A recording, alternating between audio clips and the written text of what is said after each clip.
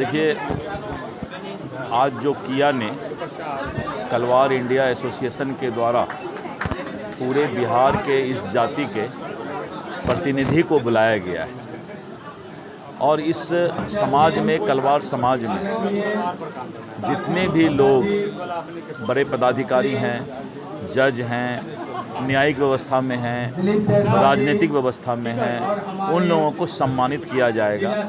और कलवार India association इस समाज को, कलवार समाज को एकत्रीकरण में दिन रात मेहनत करती है। इसलिए हम इनको शुभकामना देते हैं कि कलवार समाज के हित में ये काम करें और कलवार समाज के सुख दुख में शामिल हों। सर, इनका कहना है कि कलवार समाज को अति पिछड़ा वर्ग में शामिल है, इसका कारण क्या है?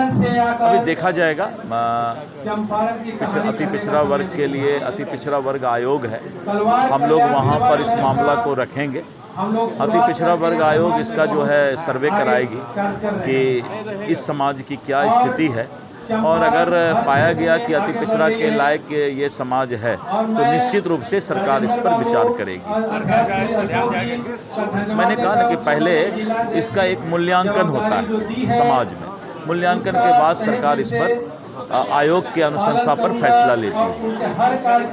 एक उद्देश्य में से मांग भी है कि बिहार में जितने जिले हैं सब में छात्र छात्राओं के लिए हॉस्टल हो, सबके लिए फैसिलिटी हो, इसमें क्या बोलेंगे? बिहार में प्रत्येक जाति के लिए हॉस्टल नहीं हो सकता है, समाज को बांटने वाली बात होगी। समाज का एकत्रीकरण करना है, समाज को समूह में रहना चाहिए। चूँकि अनुसूचित जाति जनजाति के लोग काफ़ी पीछे हैं, इसीलिए उनको ये सुविधा दी जाती है, लेकिन समाज में हर जाति के लिए अलग अलग हॉस्टल होना ये समाज के लिए उचित नहीं है।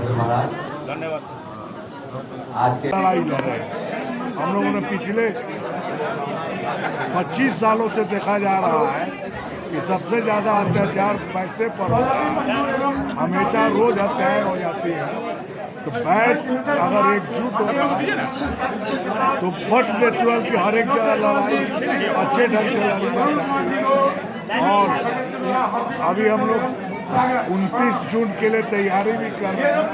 ये सारा समाज 29 जून को बापू सभागार में आएगा और वहाँ एक बृहद सम्मेलन से जो बिहार में दिशा तय करेगा कि बैच समाज किस रोड चलेगा। सर, एक इसका वजह बताइएगा, कलवार समाज एकीकृत नहीं है क्योंकि जयसवाल क्लब है, वैश्य क्लब है, बहुत लोग हैं, तो इतना ज़्यादा क्लब संस्थान बन के एकीकृत हो सकते हैं क्या आप लोग? एकदम आज के समय में जरूरत है।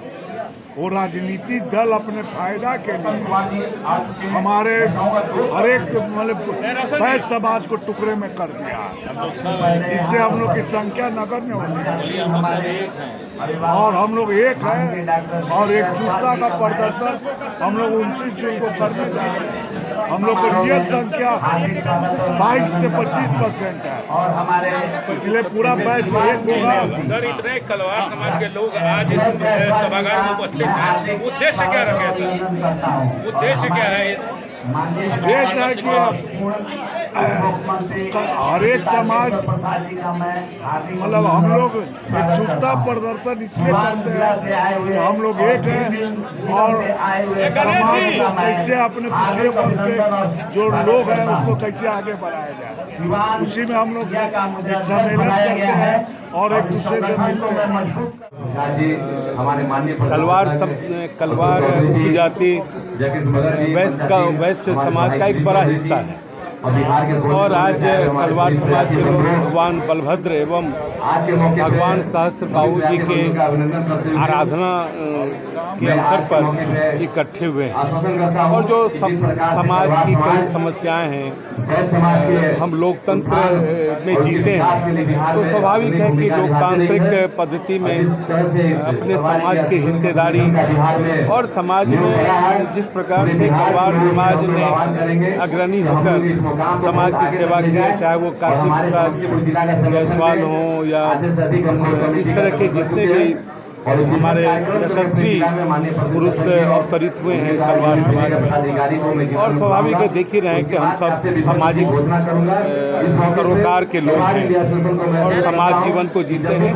तो हम सब समाज कैसे आगे बढ़े, समाज कैसे तरक्की करे, हम जीवन के अलग अलग क्षेत्रों में कैसे अपनी हिस्सेदारी को सुनिश्चित करें, इसके लिए सभी करते हैं। क्या लगता है सर, इस चीज को लेकर जो है सरकार को इस पर ध्यान करेगी, सरकार को इस चीज पर ध्यान जाएगी? नहीं, देखिए, ध्यान तो दिलाना पड़ता है, कोई भी सरकार हो, और अपनी जब बात हम सब कहते हैं तो सरकार को ध्यान में लाना पड़ता है, और धीरे धीरे सरकार भी उसके महत्व को समझती है और सरकार करती भी है।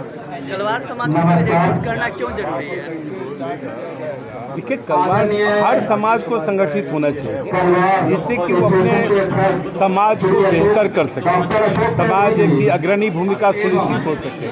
अगर सभी समाज आगे बढ़कर अग्रणी भूमिका में आएंगे तो राज्य और देश स्वाभाविक तौर पर आगे बढ़ेंगे। हम लोग सकारात्मक सोच है, हम सब जात से जमात की ओर चलते हैं, और तलवार समाज हमेशा से पूरे समाज को का सेवा करते आ रहा है, और यही हमारी